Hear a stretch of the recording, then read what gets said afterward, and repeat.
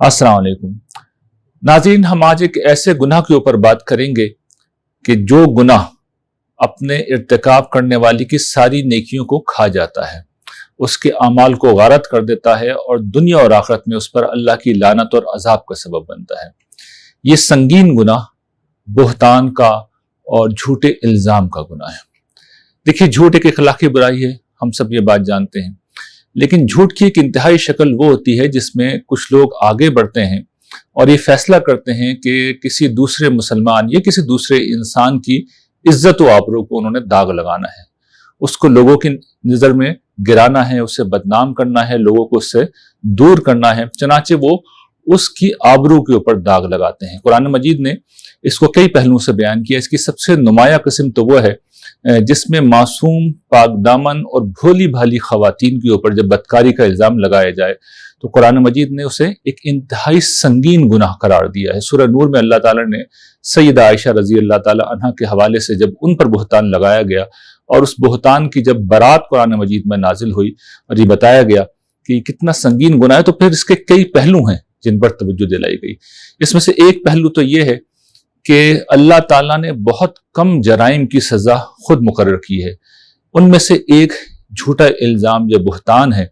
और इसकी सजा 80 कोड़े मुकर्रर की गई है और ऐसे लोगों की शहादत कभी कबूल नहीं की जाएगी। ये कुरान मजीद का फैसला है और उनके फिस्क का ऐलान कर दिया गया है। ये एक इंतहाई संगीन बात है जो कुरान मजीद में बयान हुई। फिर कुरान मजीद ने इससे भी ज्यादा संगीन बात जो कही है इस हवाले से, झूठे इल्ज़ाम और बुहतान के हवाले से ये बात कही है, वो ये है कि जो लोग ये काम करते हैं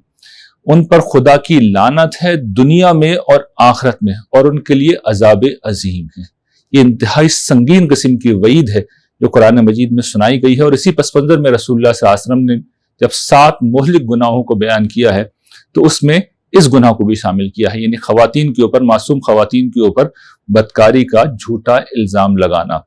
इस हवाले से कुरान मजीद ने एक बहुत अहम बात इस मौके पर कही है सूरह नूर के अंदर, और ये तवज्जो दिलाई है मुसलमानों को कि जब तुम इस तरह को कोई वाकया सुनते हो तो तुम्हें क्या करना चाहिए। क्या तुम्हें उस वाकये को, उस चीज को आगे बढ़ा देना चाहिए? एक शख्स ने सुना, उसने दूसरे से कह दिया, दूसरे ने सुना, उसने तीसरे से कह दिया, और इस तरीके से पूरे माशरे के अंदर इस तरह की चीजें फैल गई। नहीं, कुरान मजीद सही तरीका बताता है कि तुम्हें हुस्न जन से काम लेना चाहिए, एक दूसरे से बल्कि अपने आप से हुस्न जन से काम लेना चाहिए। ये सोचना चाहिए कि जब मैं ये काम नहीं कर सकता तो एक दूसरा मुसलमान जिसकी हैसियत मालूम है, जिसकी शोहरत अच्छी है, वो इस काम का इर्तिकाब कैसे कर सकता है। चुनांचे कुरान मजीद की ये तालीम है जिसे हम इख्तियार करें तो माशरे के अंदर कभी इस तरह की चीजें नहीं पनप सकती। क्योंकि देखिए, होता यह है कि जो लोग इस तरह के जराइम का इर्तिकाब करते हैं, यानी मासूमों के ऊपर बुहतान लगाते हैं, इल्जाम लगाते हैं, वो बहुत कोल्ड ब्लडेड होते हैं, यानी वो सोच समझ के ये काम कर रहे होते हैं। ये मेरे और आप जैसे आम लोग होते हैं जो अपनी मासूमियत में, बेखबरी में इस तरह की चीजों को आगे बढ़ा देते हैं। ये समझते हैं कि नहीं, फला आदमी कह रहा है तो ठीक ही कह रहा होगा, चलो हम पूछ के देख लेते हैं, चलो हम किसी के सामने बयान कर देते हैं। इस तरह की किसी चीज की इजाजत कुरान मजीद ने हमें नहीं दी है, बल्कि हमें यह सिखाया है कि हुजूर ने तो खासतौर पर इस बात को इस तरह बयान किया है कि किसी शख्स के झूठा होने के लिए ये बात काफी है कि हर सुनी सुनाई बात को वो आगे बयान कर दे। कुरान मजीद ने भी हमें तलकीन की है कि हमें इस तरह की चीजों की तरदीद कर देनी चाहिए, बजाय इसके कि हम आगे फैलाएं, हमें इसे इफ्क और झूठ कहकर इसकी मुकम्मल तरदीद कर देनी चाहिए, ताकि इस फितने का और इस तरह के तमाम फितनों का जो सर है वो इब्तदाई कदम के ऊपर कुचल दिया जाए। अच्छा, कुरान मजीद के दीगर बयानात से मालूम होती है कि ये जो गुनाह है इल्जाम व बुहतान का, ये ना सिर्फ ये कि सिर्फ खवातीन तक महदूद नहीं है, और इसी तरीके से ये किसी की इज्जत व आबरू पर इल्जाम तक ही महदूद नहीं है, बल्कि इसकी और भी जहतें हैं। मिसाल के तौर पर सूरह यूसुफ में हम देखते हैं कि सैयदना यूसुफ अलैहिस्सलाम पर उनके भाई एक बुहतान लगाते हैं। जब उनके सगे भाई बिन्यामीन को इत्तेफाक की बिना पर या अल्लाह ताला की हिकमत की बिना पर पकड़ लिया गया, यानी बादशाह का पैमाना खो गया था जिससे वो चीजों का वजन करते हैं। हजरत यूसुफ अलैहिस्सलाम ने अपने भाई बिन्यामीन के सामान में अपना पानी पीने का प्याला रख दिया था, तो उनके सामान की जब तलाशी हुई तो शाही पैमाना तो नहीं मिला, लेकिन हजरत यूसुफ अलैहिस्सलाम का पानी पीने का जो गिलास था, पानी पीने का जो बर्तन था, वो मिल गया। चुनाचे उन्हें रोक लिया गया, और जब यह कज़िया हजरत यूसुफ के दरबार में पेश हुआ تو حضرت یوسف کے جو بھائی تھے جو اس موقع پر موجود تھے، انہوں نے نہ صرف یہ کہ اپنے بھائی کے اوپر الزام لگایا، یہ کہا کہ اس نے چوری کی ہے، چلیے اس کے تو کچھ شواہد اس پانی کے پیالے کی شکل میں موجود تھے، لیکن اس موقع پر انہوں نے حضرت یوسف علیہ السلام کو بھی بیچ میں گھسیٹ لیا، جن کو انہوں نے کنویں میں خود دھکیلا تھا۔ وہ جانتے تھے کہ حضرت یوسف علیہ السلام میں ایسی کوئی برائی نہیں تھی۔ انہوں نے حضرت یوسف علیہ السلام کے بارے میں یہ کہا کہ اس نے اگر چوری کی ہے، بنیامین نے اگر چوری کی ہے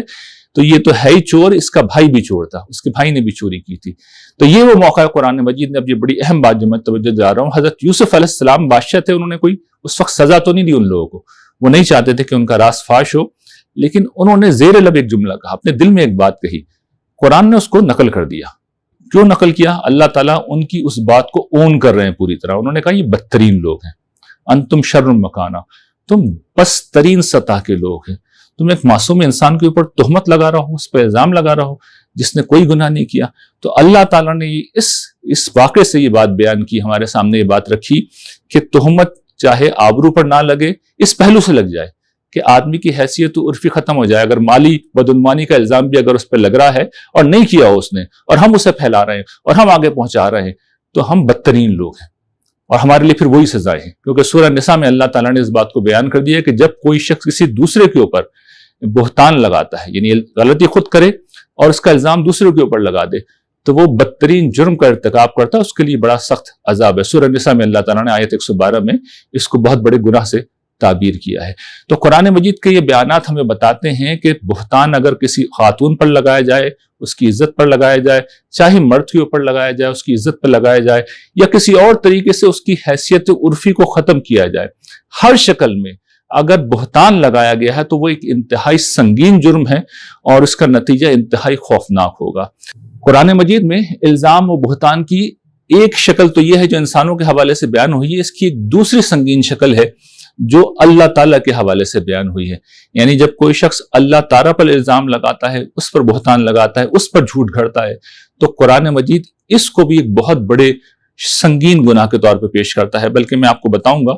کہ یہ پچھلے گناہ سے بھی زیادہ بڑا گناہ ہے۔ ظاہر ہے کہ اللہ تعالیٰ کے متعلق اس طرح کی بات جب کہی جائے گی تو اللہ تعالیٰ کی ہستی ایسی ہے کہ ان کی بارگاہ میں جب اس نوعیت کا کوئی معاملہ کیا جائے گا تو پھر وہ بہت بڑا جرم ہوگا۔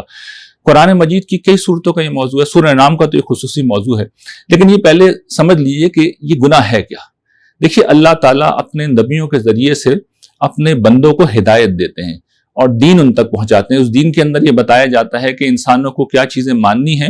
اور کیا چیزیں نہیں ماننی، ایمانیات جسے عام طور پہ ہم یہ کہتے ہیں۔ اس کے علاوہ انہیں یہ بتایا جاتا ہے کہ دین کے مطالبات کیا ہیں، بندوں کو کیا کرنا ہے اور کیا نہیں کرنا۔ تو یہ جو ایمان کی دعوت ہے، جو شریعت کی دعوت ہے، یہ جو عبادات کے طریقے ہیں، اللہ کا قرب حاصل کرنے کے طریقے ہیں، انبیاء علیہ السلام اللہ تعالیٰ سے وحی پا کر انسانوں کو بتاتے ہیں۔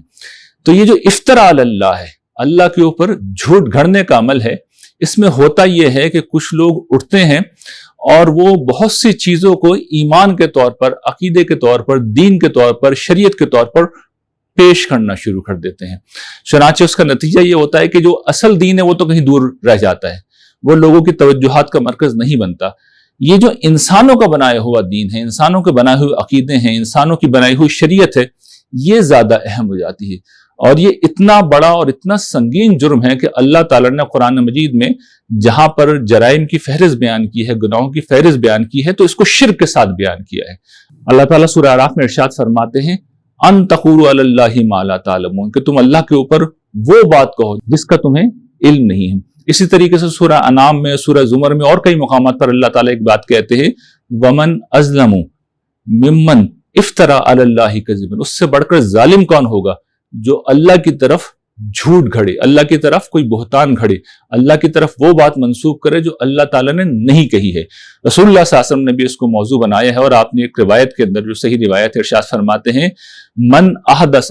فی امرنا ھذا ما لیس منہ فہو رد، کہ جو شخص ہمارے اس دین کے اندر کوئی ایسی بات نکالے جو اس میں نہیں ہے، تو ایسی ہر بات کو ہمیں اٹھا کے پھینک دے جائے، اسے مردود قرار دیں گے، ہم اسے ہم قبول نہیں کریں گے، اسے ہم رد کر دیں گے۔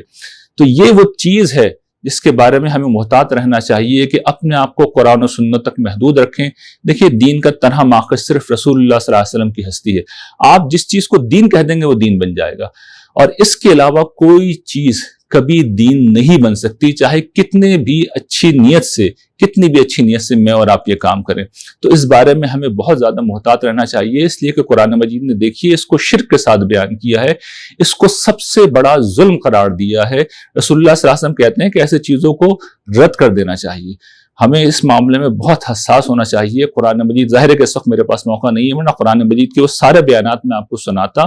جس میں آپ کو اندازہ یہ ہوتا کہ اللہ تعالیٰ کا غیظ و غضب کس طرح بھڑکتا ہے۔ وہ اس طرح کی چیزوں کو خواہشات نفسانی کہتے ہیں، ظن و اوہام کی پیروی کہتے ہیں، اس طرح کی چیزوں کو گمراہی کہتے ہیں، اس طرح کی چیزوں پر بدترین عذاب کی وہ وعید سناتے ہیں۔ لیکن ظاہر ہے مختصر وقت میں ان ساری چیزوں کا موقع نہیں ہے۔ تو اس گناہ کی حساسیت کو سمجھنا چاہیے، اس کی شدت کو سمجھنا چاہیے، چاہے وہ پہلی قسم کا گناہ ہو چاہے دوسرے قسم کا گناہ ہو۔ اچھا، اس دوسرے گناہ کے حوالے سے ایک چیز میں واضح کر دوں، یہ بڑی اہم ہے کہ اس میں دو مستثنیات ہیں۔ مستثنیات اس پہلو سے کہنے ہیں کہ اصل میں اس نوعیت کی چیزیں نہیں، اس میں مستثنا تو شاید کچھ بھی نہیں ہے۔ دو چیزیں ایسی ہیں جو بظاہر ایسی ہی لگتی ہیں، کوئی شخص دین بیان کر رہا ہے، اللہ کی طرف سے کچھ کہہ رہا ہے، لیکن در حقیقت ان کی نوعیت یہ نہیں ہوتی۔ پہلی شکل وہ ہے جس میں کوئی عالم دین اپنا فہم دین بیان کرتا ہے اور دین کے بارے میں اپنا نقطہ نظر بیان کرتا ہے۔ تو ظاہر ہے کہ جب وہ بات بیان کرے گا تو وہ اعتماد کے ساتھ بیان کرے گا، وہ یقین کے ساتھ بیان کرے گا، لیکن وہ اپنی رائے بیان کر رہا ہوتا ہے، وہ دین نہیں بیان کر رہا ہوتا۔ دین تو رسول اللہ صلی اللہ علیہ وسلم کی نسبت سے بیان ہو سکتا ہے، حضور نے یہ فرمایا، قرآن میں یہ بات آئی ہے۔ دین اصل میں صرف وہی چیزیں بنتی ہیں۔ جس وقت کوئی عالم بات کرے گا تو اصل میں وہ قرآن و سنت کی بنیاد کے اوپر اپنا فہم بیان کر رہا ہوگا۔ جب اس کا فہم ہوگا تو اس سے اختلاف بھی کیا جا سکے گا، رسول اللہ صلی اللہ علیہ وسلم سے اختلاف نہیں کیا جا سکتا۔ چنانچہ ہم دیکھتے ہیں کہ ہمارے ائمہ، امام ابو حنیفہ ہیں، امام مالک ہیں، اگر انہوں نے کوئی بات کہی ہے تو اس کے بعد آنے والے ائمہ نے، امام شافعی نے، امام احمد بن حنبل نے، انہوں نے ان سے کچھ اختلاف کیا ہے، کیونکہ وہ یہ بات جانتے تھے کہ ان سے اختلاف ہو سکتا ہے، رسول اللہ صلی اللہ علیہ وسلم سے اختلاف نہیں ہو سکتا۔ تو ائمہ جب اپنی بات بیان کرتے ہیں یا علماء اپنی جب بات بیان کرتے ہیں تو وہ واضح کر دیتے ہیں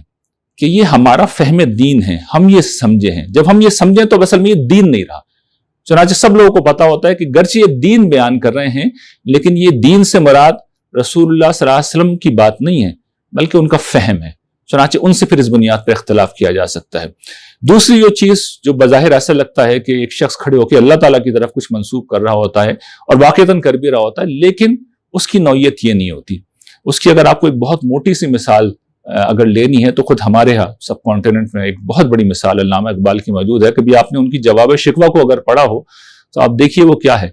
وہ اللہ تعالیٰ ہیں گویا کہ جو کلام کر رہے ہیں، کس قدر تم پہ گرا صبح کی بیداری ہے، ہم سے کب پیار ہے، ہاں نیند تمہیں پیاری ہے۔ تو یہ علامہ اقبال اصل میں اللہ تعالیٰ کے اسلوب میں کلام کر رہے ہیں، لیکن اس طرح کے معاملات میں ہوتا یہ ہے کہ ہر شخص کو پتا ہوتا ہے کہ فکشن ہے،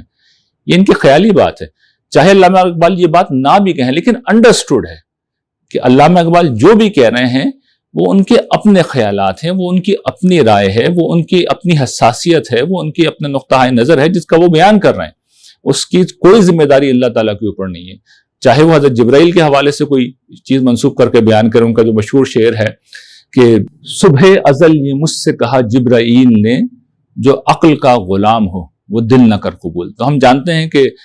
جبریل علیہ السلام کی علامہ اقبال سے کبھی ملاقات نہیں ہوئی، لیکن یہ ایک شعر ہے جو انہوں نے بیان کیا ہے اور کوئی اس کے اوپر اعتراض نہ کرتا ہے نہ کر سکتا ہے، اس لیے کہ انڈرسٹوڈ ہوتا ہے اس طرح کے سارے مواقعوں میں کہ فکشن جب بھی لکھا جا رہا ہوتا ہے تو اصل میں رائٹر ایک بات کہہ رہا ہوتا ہے، وہ کبھی وہ اللہ تعالیٰ کی طرف منسوب کر دیتا ہے اپنی بات کو، کبھی وہ حضرت جبرائیل علیہ السلام کی طرف منسوب کر دیتا ہے، لیکن اس کا یہ مدعا ہوتا نہیں ہے کہ لوگ اس چیز کو اللہ اور اس کے فرشتوں کا کلام سمجھیں۔ تو یہ کچھ اصولی گزارشات تھیں، اور اس میں غالباً سب سے زیادہ اہم چیز یہ ہے کہ دیکھیے یہ جو میں نے پہلے بھی توجہ دلائی کہ اس طرح کے الزام و بہتان چاہے وہ بندوں پہ ہوں چاہے وہ خدا پہ ہوں، جو لوگ بھی یہ کام کر رہے ہوتے ہیں، جو اس کا ماخذ ہوتے ہیں، وہ عام طور پر کولڈ بلیڈڈ ہوتے ہیں، وہ سوچ سمجھ کے سب کچھ کر رہے ہوتے ہیں۔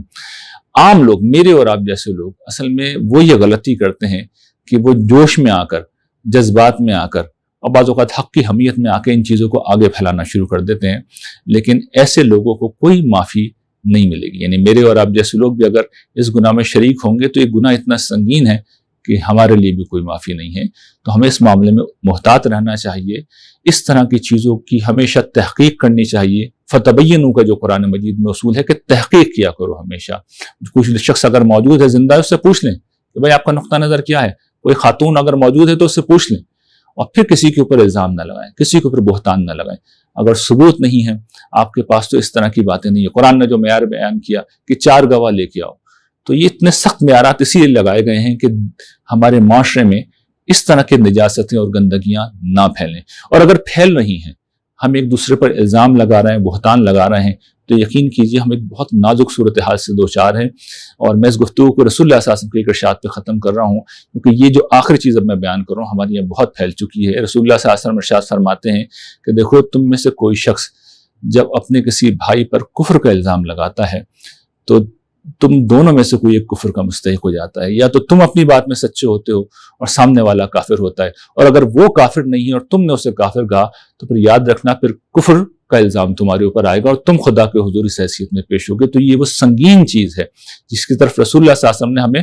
متوجہ کیا کہ یہ بھی الزام ہے، یہ بھی بہتان ہے، اور اس کا نتیجہ یہ کہ اپنا ایمان بھی چلا جائے گا۔ اور آپ دیکھ لیجئے کہ ہمارے معاشرے میں ہم کتنی آسانی سے لوگوں کو کافر کہہ دیتے ہیں، کتنی آسانی سے لوگوں کے بارے میں فیصلے کر دیتے ہیں۔ تو ہمیں اس بارے میں بہت زیادہ محتاط رہنا چاہیے۔ وآخر دعوانا ان الحمد للہ رب العالمین۔